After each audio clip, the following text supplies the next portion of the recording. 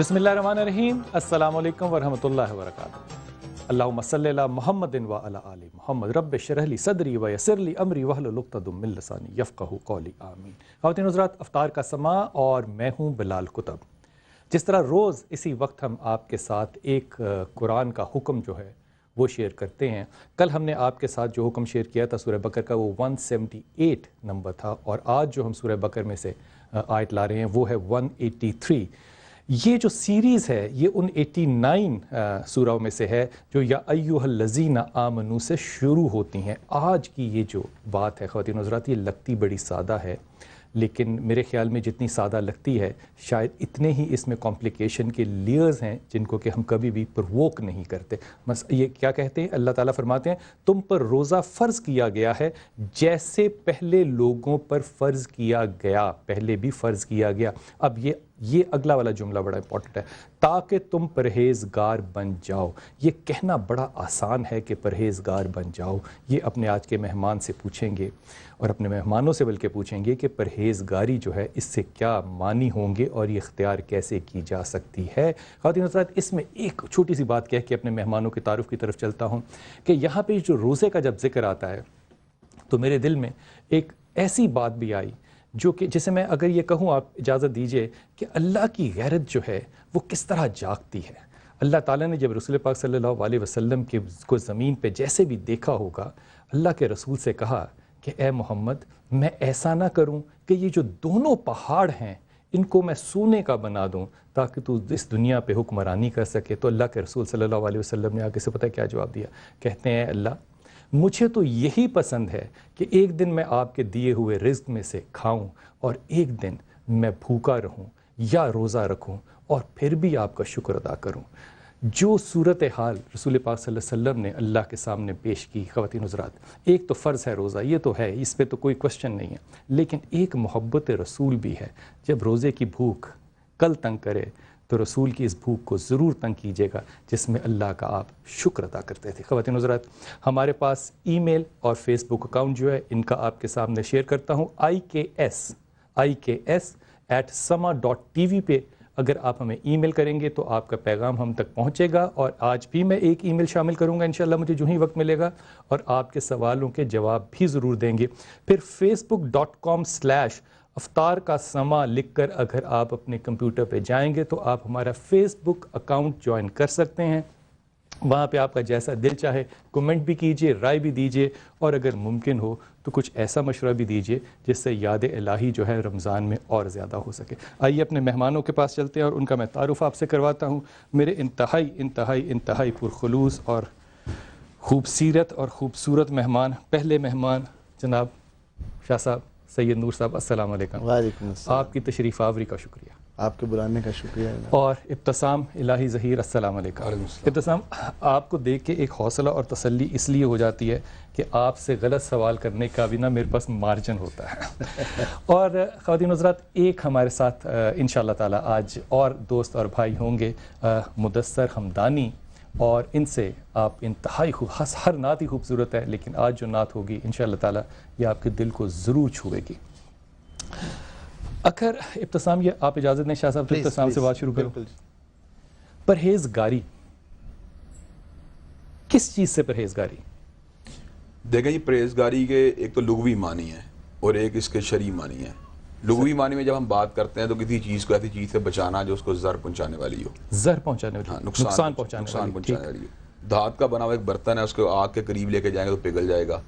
شیشے کے بنے برتن کو اٹھا کے چھوڑیں گے تو ٹوٹ جائے گا۔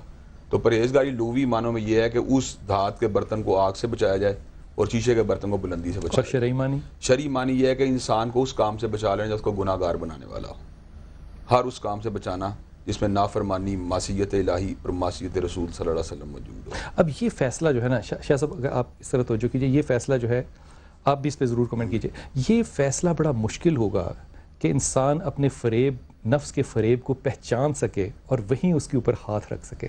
یہ مشکل نہیں ہوتا؟ جی ہاں، ڈیفینیٹلی یہ بہت مشکل ہوتا ہے۔ یہی ہمارا اسلام ہمیں درس دیتا ہے کہ اپنے نفس پہ کنٹرول کرنا، قابو کرنا اور اس کی نہ ماننا، یہی پرہیزگاری ہے۔ شاہ جی، فریب جو ہے نا حضرت، اگر یہ دیکھیے ابتسام، یہ وہ چیزیں ہیں، نفس اور عقل کہ حدیث قدسی کہتی ہے کہ اللہ تعالیٰ نے جب ان کو تخلیق کیا تو اللہ نے ان کو چلا کر دیکھا اور پھر کہا کہ میں نے کیا خوبصورت شے پیدا کی، اور نفس کو کہا کہ میں نے اپنا دشمن خود تخلیق کیا۔ اب یہ اتنی ظالم چیزیں جس پہ اللہ نے اتنے احکامات لگائے اور حدیث قدسی ہمارے پاس اتری، انسان کے پاس کیا ٹول ہے کہ وہ یہ جج کر سکے کہ یہ فریب نفس ہے؟ دیکھیں جی، بنیادی طور پر بات ہے کہ جو علم حقیقی ہے، یعنی قرآن و سنت کا جو علم ہے، وہ اصل میں انسان کو ہمیشہ جو ہے نا فریب نفس سے بچاتا ہے۔ اس کی سب سے بڑی دلیل یہ ہے کہ جب آدم علیہ السلام کو جنت میں کے اندر اللہ نے مقیم کیا تھا تو اللہ نے کہا اس درخت کے قریب نہیں جانا، فَتَكُونَ مِنَ الظَّالِمِينَ، تو جو اس کے قریب گیا وہ ظالموں میں سے ہو جائے گا۔ اب جب ابلیس نے فریب نفس دیا تو اس نے یہ بات کہی اِلَّا أَن تَكُونَ مَلَكَيْنِ أَوْ تَكُونَ مِنَ الْخَالِدِينَ، کہ آپ کو اس سے اس لیے روکا گیا ہے کہ آپ فرشتے یا ہمیشگی کی زندگی نہ پا جائیں، اور ساتھ اس نے قسم کھائی وَقَاسَمَهُمَا إِنِّي لَكُمَا لَمِنَ النَّاصِحِينَ، اور قسم اٹھائے کہنے لگا میں آپ کا خیر خواہوں۔ تو حضرت آدم اور حوا جو اس کے فریب میں جب آ جاتے ہیں تو اللہ اس وقت کیا کہتا ہے، أَلَمْ أَنْهَكُمَا أَن تِلْكُمَا الشَّجَرَةَ وَأَقُلْ لَكُمَا إِنَّ الشَّيْطَانَ لَكُمَا عَدُوٌّ مُبِينٌ، کیا میں نے تمہیں یہ بات نہیں تھی کہی کہ شیطان تمہارا بدترین دشمن ہے اور شجرہ ممنوعہ کے قریب نہ جانا، اس کے نہ جانا؟ ہاں۔ آپ کی اس بات پہ مجھے ایک حدیث قدسی یاد ہے، لیکن ایک کالر لے لوں پھر میں آپ کے سامنے حدیث قدسی بھی رکھتا ہوں۔ جی السلام علیکم اکرم۔ السلام علیکم بیٹا، مجھے ایک سوال پکڑنا تھا کہ اللہ تعالیٰ کو انسان کا کون سا ایسا عمل سب سے زیادہ پسندیدہ ہے؟ اللہ کو انسان کا کون سا عمل سب سے، ایک عمل اگر ہو تو کون سا سب سے پسندیدہ؟ نبی علیہ السلام سے پوچھا گیا کہ اللہ کو سب سے افضل عمل کون سا لگتا ہے، تو رسول اللہ نے فرمایا کہ صلاۃ جو ہے اول وقت میں ادا کرنا سب سے افضل عمل ہے۔ نماز جو ہے وہ پہلے وقت میں، جو ہی آپ اذان سنیں آپ بالکل بالکل۔ واہ واہ واہ۔ اچھا اس پہ شاہد صاحب ایک بڑی اچھی مجھے حدیث قدسی یاد آئی، آپ کی نظر کرتا ہوں۔ حدیث قدسی ہے کہ حضرت آدم علیہ السلام جو ہیں ان کی لرزش کے بعد وہ کہتے ہیں کہ مجھے آسمانوں پہ، میں ڈھونڈ رہا تھا کہ کیسے مغفرت طلب کروں، پھر مجھے آسمانوں پہ لکھا دکھایا گیا لا الہ الا اللہ محمد رسول اللہ۔ جب میں نے لفظ محمد کو دیکھا تو مجھے بات کا علم ہو گیا کہ یہ کوئی بہت بڑی ہستی ہے جس کا وسیلہ اللہ چاہتے ہیں کہ میں اپنی لرزش کی توبہ کے لیے مانگوں۔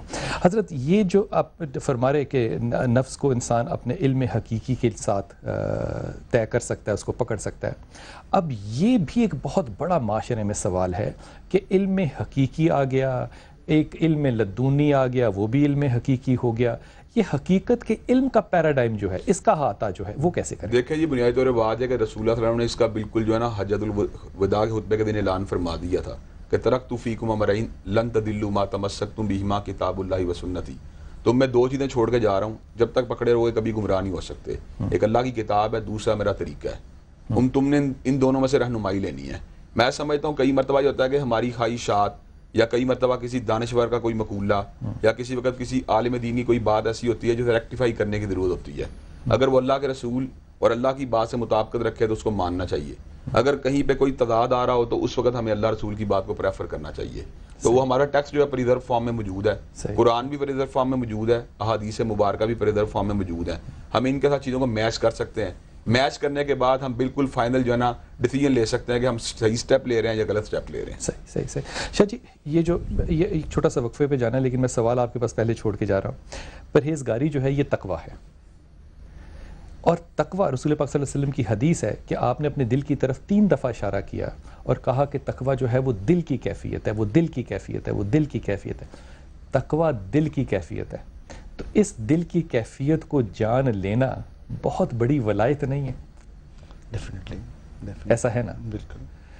ایک چھوٹا سا وقفہ لیتے ہیں خواتین حضرات، اور اس ولایت کے اوپر یہ میں نے شاہ صاحب کے اوپر سوال پتہ کیوں چھوڑا، میں زندگی میں شاہ صاحب کو، سید نور کو زندگی میں پہلی دفعہ ملا ہوں، لیکن میرا یہ بڑا گمان ہے کہ سید نور کے اندر یہ جس طرح سے آپ ان کو جس حوالوں سے جانتے ہیں وہ اپنی جگہ بالکل بجا، لیکن ان کے اندر ایک بہت اچھا اور ایک بہت خوبصورت مسلمان مومن، ایک بزرگ جن کی شکل و صورت سید نور کی ہے، وہ ضرور موجود ہے، شاید کسی نے اس کو کبھی نکالا نہیں یا اس کے اوپر غور نہیں فرمایا۔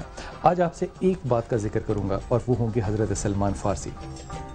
سلمان فارسی کا لہجہ کیا تھا؟ میں نے پچھلی دفعہ آپ سے ایک حدیث عرض کی تھی جس میں نے آپ سے عرض کیا تھا کہ وہ ایک کمرے میں بیٹھے تھے جہاں ان سے ایک اور صحابی نے کہا کہ کمرہ کیسا بناؤں؟ اس پہ آپ نے جواب دیا تھا کہ ایسا جب کھڑا ہوں تو سر لگے، جب ٹانگیں سیدھی کروں تو پاؤں لگے۔ لیکن یہ شخصیت کا ایک اور اقسام سے واپس آتے ہیں تو انشاءاللہ عرض کرتا ہوں۔ السلام علیکم ورحمۃ اللہ وبرکاتہ۔